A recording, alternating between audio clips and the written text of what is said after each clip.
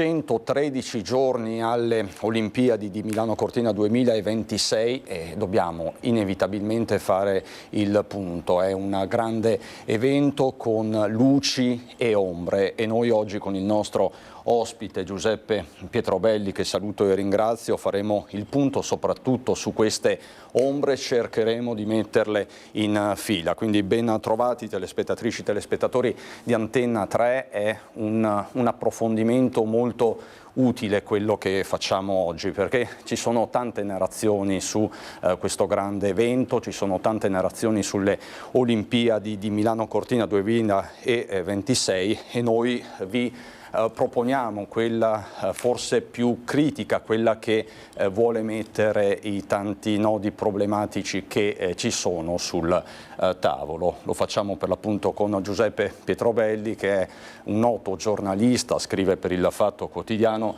scrittore, e che appunto oggi da noi presenta per la prima volta, lo possiamo dire, certo, Pietrobelli, questo libro dal titolo più che evocativo, Una montagna di soldi. Perché di questo stiamo parlando, Pietrobelli? Beh, il titolo è venuto molto facile perché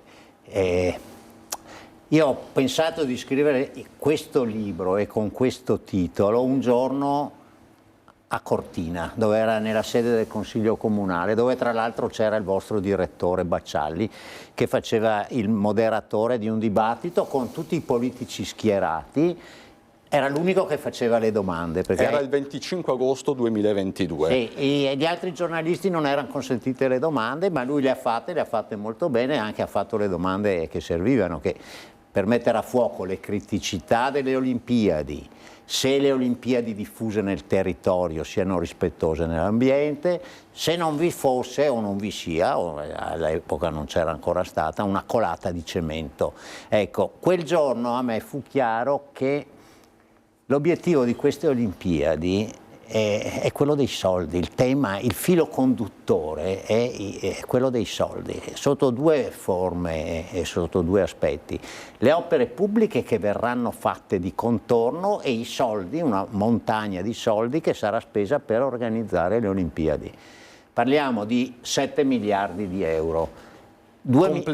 Complessivi. 2 miliardi serviranno per l'organizzazione delle Olimpiadi. Chi organizza le Olimpiadi è Fondazione Milano Cortina 2026, che è una fondazione formata da enti pubblici, a cominciare dalla Presidenza del Consiglio, Ministero Infrastrutture, Ministero dell'Economia, le regioni Veneto e Lombardia, costituita con soldi pubblici. Però si definisce una fondazione privata. E in questo modo è riuscita a non avere obblighi di trasparenza che invece hanno gli enti pubblici quando sono impegnati nella realizzazione di opere. Difatti è finita sotto inchiesta a Milano, dove c'è un contenzioso, un braccio di ferro tra il governo Meloni e la Procura di Milano. È un nodo giuridico che va ancora chiarito. Comunque questa Fondazione Milano Cortina spende 2 miliardi di euro, avrebbe dovuto spendere 1,5 miliardi e invece ne spende 500 milioni in più. Quindi la Fondazione si occupa della gestione dell'evento. Sì, il fatto è che i soldi avrebbero dovuto essere tutti di provenienza, diciamo, privata, sponsor, CIO, diritti televisivi, biglietti, merchandising delle Olimpiadi, e invece mancano già adesso 400 milioni di euro. E li metterà il governo italiano, quindi li metterà il contribuente italiano, solo per organizzare le Olimpiadi. Poi ci sono invece le opere di contorno, che arriviamo ad altri 5 miliardi di euro. Per le infrastrutture. Per tutte le infrastrutture. Sia quelle sportive che quelle viarie. Che sono esattamente di due tipi. Ci sono quelle sportive che servono per poter disputare le gare, cioè palazzetti, piste di sci e io la chiamo famigerata pista da bob, perché secondo me è una pista che si rivelerà inutile se non al di là dell'evento olimpico, oppure si rivelerà una struttura di difficile gestione e costosissima, anche perché lo sport è praticato da poche decine di persone in Italia. Diciamo che questa pista da bob è diventata un po' l'emblema di queste Olimpiadi, un po' croce delizia, ma poi ne parleremo. Dicevamo appunto le infrastrutture sportive, poi anche quelle viarie. Le infrastrutture sportive costano complessivamente 900 milioni di euro. Mentre le altre, per arrivare ai 5 miliardi, sono strade, ferrovie, viadotti, ponti, addirittura piste ciclabili, perché in Lombardia fanno rientrare nel piano delle opere olimpiche anche una pista ciclabile che con le Olimpiadi non ha niente a che vedere. Quindi queste sono le spese, però per esempio le infrastrutture sportive dovevano costare 200 milioni di euro. E invece nel master plan di presentazione, nei dossier di candidatura di Milano Cortina, costeranno 200 milioni, costano invece 900 milioni. Quindi diciamo che un primo dato che emerge è l'esplosione dei costi.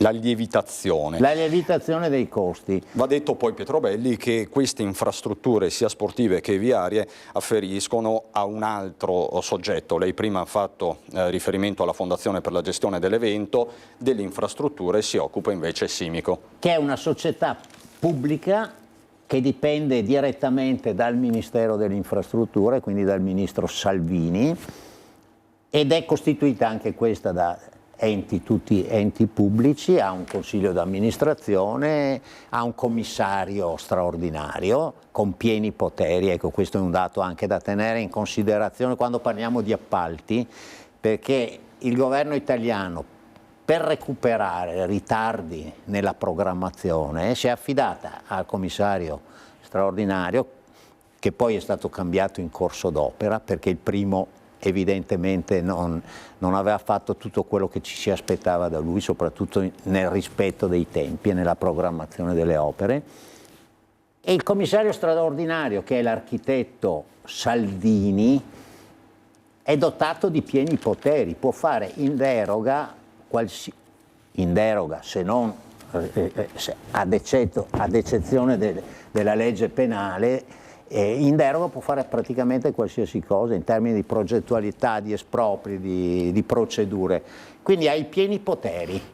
E Simico è, diciamo, la grande realizzatrice delle opere pubbliche, ha 4 miliardi, inizialmente erano 3 miliardi e 4, poi sono cresciuti a 4 miliardi, secondo me ci saranno ancora degli aggiustamenti nei costi. Si arriva poi a 5 miliardi complessivi perché c'è un piano di opere pubbliche fatto soprattutto dalla Regione Lombardia, dalle 2 province autonome di Trento e Bolzano, in parte anche dal Veneto, che porta a questi 5 miliardi. Simico, Pietrobelli, che sopravviverà alle Olimpiadi, perché l'orizzonte temporale di Simico qual è? E perché? Allora, per legge, la legge istitutiva, diciamo la legge olimpica, ha fissato la scadenza di Simico al 31 dicembre 2026. Le Olimpiadi cominciano il 6 febbraio con l'inaugurazione a San Siro e finiscono poi con le Paralimpiadi in marzo. Ma il termine di Simico era 31 dicembre 2026, però a quella data ci saranno opere pubbliche per 3 miliardi di euro che non saranno pronte. Sono opere inserite nelle Olimpiadi ma non saranno pronte per le Olimpiadi, quindi arriveranno al 2032-33, probabilmente dicembre del 33.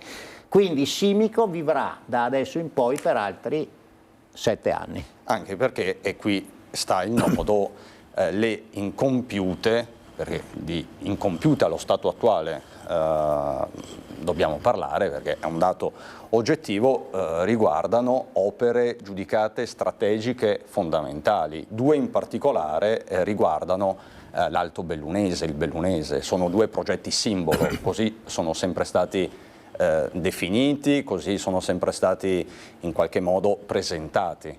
Parliamo di quali varianti? I varianti sono di Longarone e di Cortina.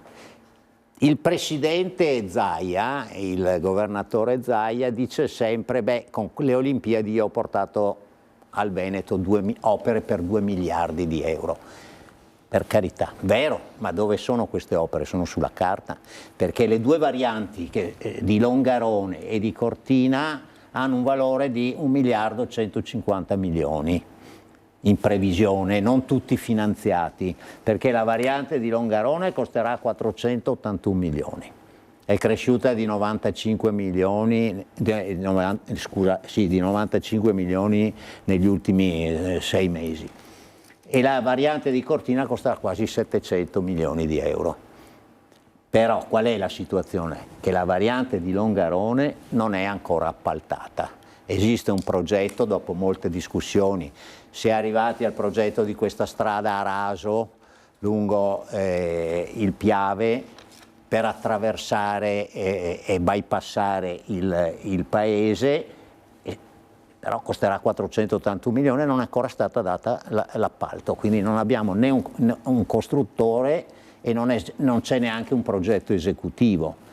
Mentre con la variante di Cortina da quasi 700 milioni di euro siamo ancora di più in alto mare, perché nessuno sa ancora dove transiterà realmente, cioè passerà in galleria sotto le Tofane, che è una zona molto franosa, a rischio, e questa costosissima galleria dovrà essere scavata.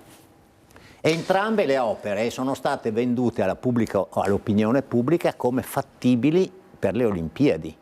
In realtà i politici sapevano che non le avrebbero mai finite, tant'è vero che quella di Cortina è stata accantonata ancora nei fatti 3 anni fa, anche se nessuno poi l'ha detto in modo ufficiale. Quindi, varianti olimpiche, per modo di dire. Beh, quella strada lì è martoriata. L'Alemagna ha già 4 varianti che non sono concluse e sono Tai di Cadore, Valle di Cadore e San Vito di Cadore, e la quarta è l'accesso a sud di Cortina.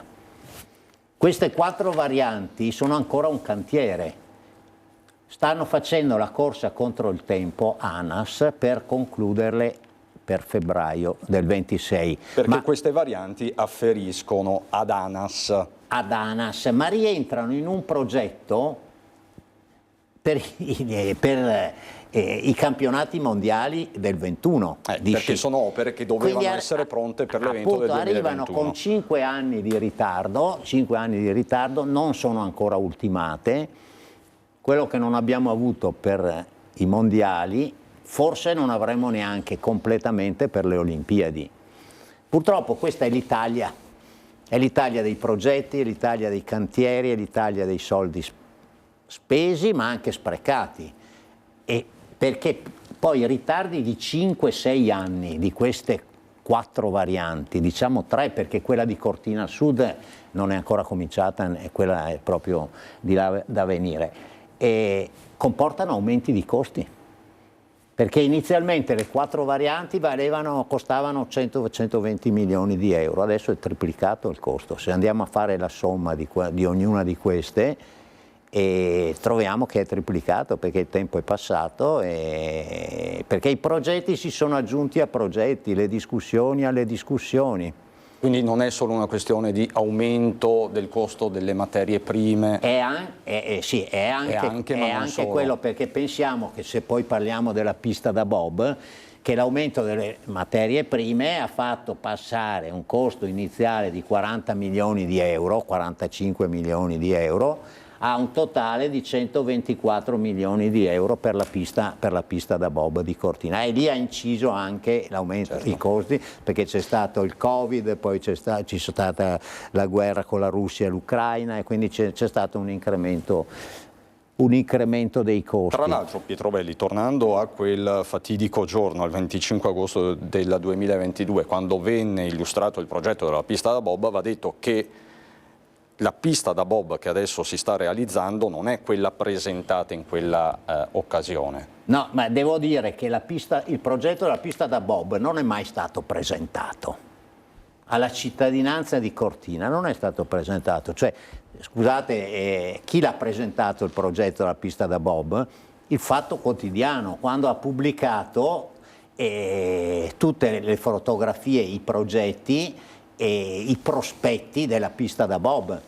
Il primo progetto prevedeva un viadotto lungo 350 metri, alto 13 metri, che avrebbe costituito un impatto visivo negativo, formidabilmente negativo, proprio sopra i campi da tennis. E quel progetto fu cambiato anche perché quando abbiamo pubblicato il rendering, la prospettazione, fu chiaro a tutti che era una cosa assolutamente insostenibile. In più era un progetto che era stato fatto così perché bisognava rispettare i livelli di pendenza, perché altrimenti sarebbe diventato troppo pericoloso, perché le federazioni hanno degli schemi piuttosto rigidi per evitare incidenti con il bob, e quindi per ridurre la pendenza e quindi ridurre la velocità e quindi limitare il rischio per gli atleti, si era costruito questo viadotto imponente in cemento. La pista da bob che vediamo anche nelle immagini però sarà realizzata. La pista da bob sarà ultimata per l'evento olimpico, quindi c'è stata un'oggettiva accelerazione nei tempi. Diciamo che la pista da bob ha costituito il primo grande scandalo di queste Olimpiadi, perché ha diviso l'opinione pubblica, cioè gli ambientalisti non la volevano, alcune forze politiche, mi riferisco ai Verdi, Alleanza Verdi-Sinistra, che il Movimento 5 Stelle, moderatamente il PD, che è sempre stato un po' tiepido, mentre tutti i partiti del centrodestra, quelli diciamo governativi, erano favorevoli a questa pista. Questa pista comunque si può definire una pista leghista, non lo dico io, l'ha detta Matteo Salvini, e dice questa è quella che abbiamo voluto fortemente noi. Difatti l'ha voluta lui come ministro delle infrastrutture. Tra l'altro Matteo Salvini proprio in queste ore si trova in Veneto e ha rivendicato più volte la paternità delle Olimpiadi e delle opere. Anche la paternità delle Olimpiadi, e poi ha avuto in Luca Zaia, uno dei fautori di questa pista, che però è stata subito divisiva perché ha creato la reazione degli ambientalisti e anche marce contro la pista, e devo dire che si è arrivati nell'autunno del 23 anche a un voto del Parlamento che ha approvato all'unanimità una mozione che invitava il governo italiano a soprassedere sulla pista da bob di Cortina, invitandolo a cercare soluzioni alternative.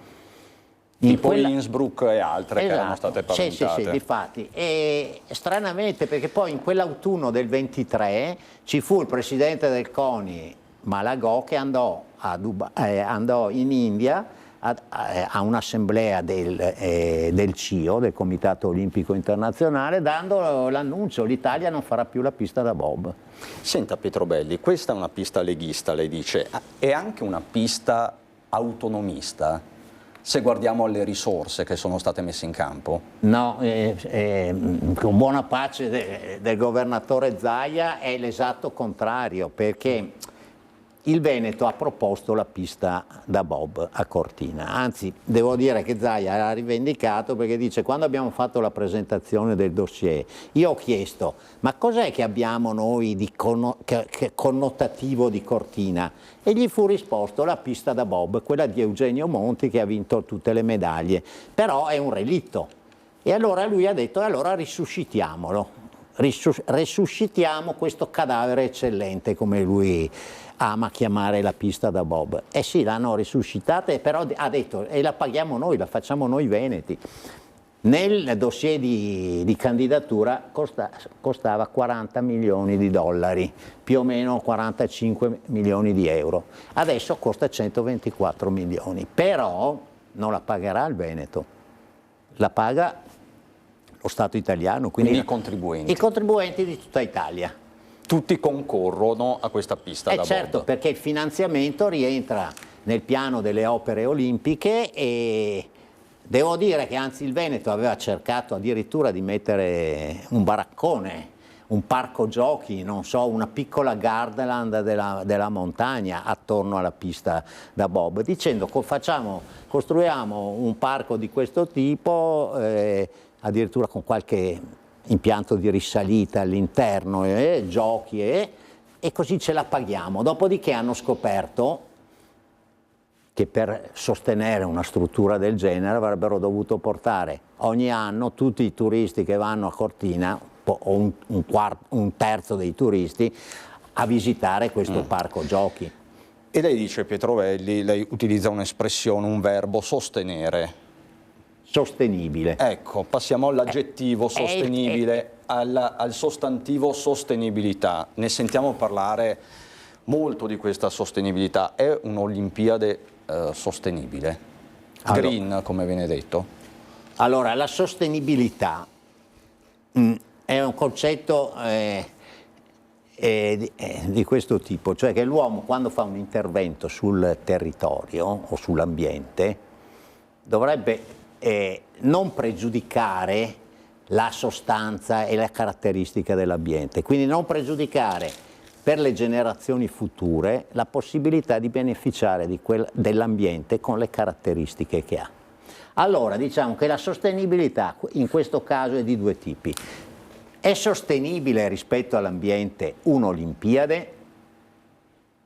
Gli organizzatori hanno anche dei parametri piuttosto rigidi perché il CIO ha dato delle agende, l'agenda che arriva fino al 2030, che ha delle previsioni, dice bisogna non consumare energia in modo eccessivo, bisogna non disboscare, bisogna utilizzare opere già esistenti, non farne di nuove quando non sono necessarie, e quindi segue un indicatore di sostenibilità. Poi nei fatti però non è stato rispettato, perché per esempio la pista da bob è un esempio, è l'esempio più calzante. Perché quanto costerà mantenerla poi questa pista da bob? Costerà, è previsto un deficit di gestione di 600.000 euro all'anno a carico del comune di Cortina d'Ampezzo. 600.000 euro spalmata sui 20 anni diventano 12 milioni di euro a carico del comune di Cortina. Sa come se la paga? Sa come può pagarla? Deve trasformarsi in affittacamere per turisti di lusso, perché dovrebbe, secondo un piano che è stato predisposto, affittare ai turisti alcuni appartamenti che verranno ristrutturati per le Olimpiadi, e solo così potrebbe ridurre, ma in ogni caso la perdita c'è ed è secca, perché costa quasi 1 milione di euro all'anno solo per l'energia. Gli introiti sono dalle squadre di bob, skeleton e slittino che fanno gli allenamenti. Quindi diventa un'eredità pesante. Ecco, no? l'altra parola delle Olimpiadi, assieme alla sostenibilità, che è contestata dagli ambientalisti, e che, finisco il concetto, è contestata non tanto per il periodo di svolgimento delle Olimpiadi, ma per tutte le opere di contorno che sono state costruite, che verranno costruite, cemento, viadotti, ponti, eccetera.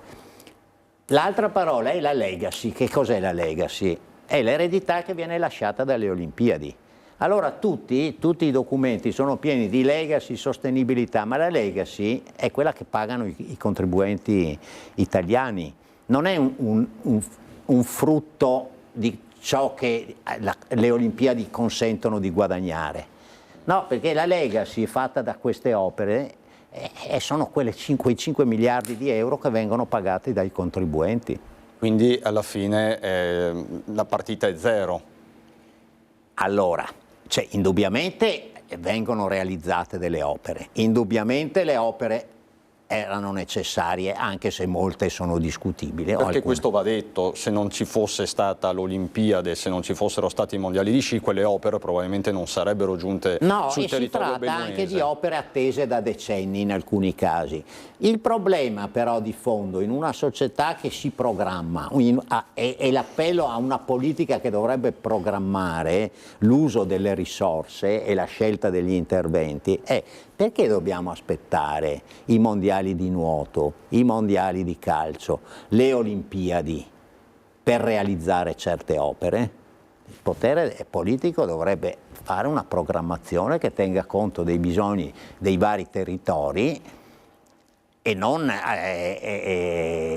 in modo equilibrato. Quindi la programmazione delle Esatto. opere dovrebbe essere una programmazione ordinaria e non straordinaria. L'ha ammesso lo stesso ministro Abodi rispondendo a un'interrogazione in Parlamento, dice in Italia c'è questo, diciamo, questo andazzo, chiamiamolo così, di realizzare le opere in seguito collegate ai grandi eventi.